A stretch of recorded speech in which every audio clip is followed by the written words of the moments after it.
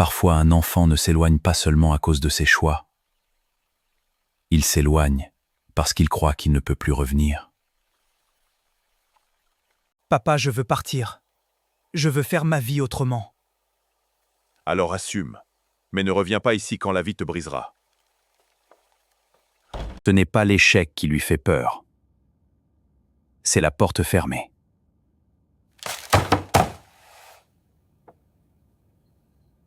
Et cette phrase, elle a fait quelque chose de terrible. Elle a transformé le chemin du retour en chemin de la honte. Oh, Elisabeth, c'est terrible. Oui, et depuis, tout a changé. Je comprends. Bonjour, je suis Elisabeth. Aujourd'hui, on décode ce qui se passe quand un parent ferme la porte et pourquoi cette porte fermée peut pousser un enfant vers le fond. Et comment un parent peut devenir le filet de sécurité qui empêche la chute. Ce père pensait peut-être durcir son fils, le préparer à la vraie vie, lui apprendre la responsabilité. Mais ce qu'il a fait, c'est retirer le filet.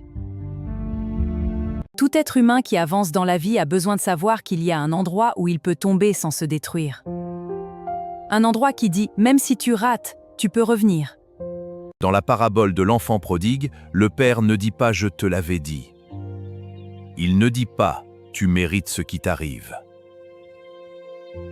Il voit son fils arriver de loin et il court vers lui, parce qu'il comprend quelque chose d'essentiel.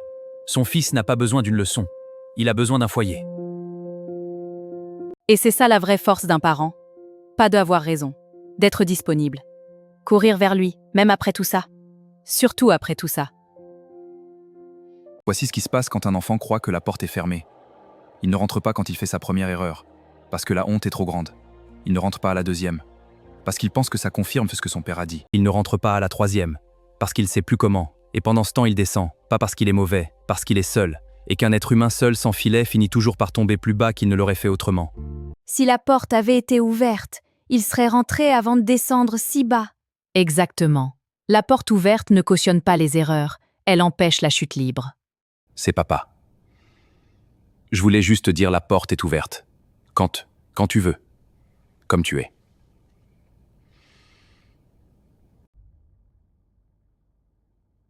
Papa, tu n'as pas à expliquer. Tu n'as pas à te justifier. Rentre juste à la maison.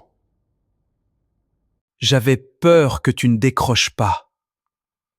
Je décrocherai toujours.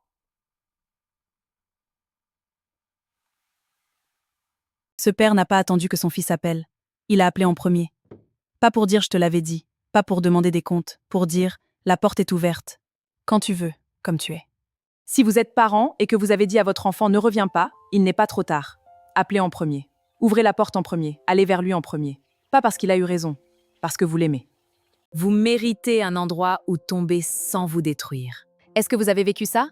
Un enfant qui n'ose plus rentrer? Un parent qui attend? Racontez-le nous en commentaire. Partagez cette vidéo. Elle pourrait atteindre un parent qui tient encore sa porte fermée. Abonnez-vous à Elisabeth Décode. À très vite.